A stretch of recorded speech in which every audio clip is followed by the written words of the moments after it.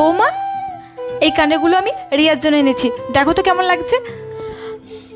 বাহ মা, কানেরগুলো তো খুব সুন্দর লাগছে। কিন্তু মা, তুমি কি জানো এই কানেরগুলো পরে আমাকে আরও বেশি ভালো লাগবে।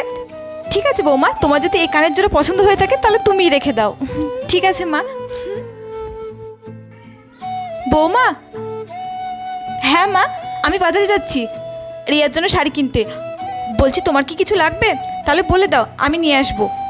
না মা, আমার এখন অনেক শাড়ি আছে, আমার শাড়ি লাগবে না। ঠিক আছে বৌমা, আমি তাহলে ঘুরে আসছি। ঠিক আছে বৌমা। মা, তুমি চলে আসলে বাজার থেকে? এই শাড়িটা আমি রিয়ার জন্য আনলাম, দেখো তো কেমন লাগছে। বাহ মা, শাড়িটা তো খুব সুন্দর লাগছে। মা, আমি শাড়িটা রেখে দিচ্ছি, তুমি বরঞ্চ রিয়াদির জন্য আর একটা নতুন শাড়ি নিয়ে এসে দিও। ঠিক আছে বৌমা, তুমি রেখে দাও। ঠিক আছে মা। মেয়েদের যদি এইরকমই শাশুড়ি হতো তাহলে কতই না ভালো হতো। একটা লাইক করে সাবস্ক্রাইব করতে ভুলো না কিন্তু।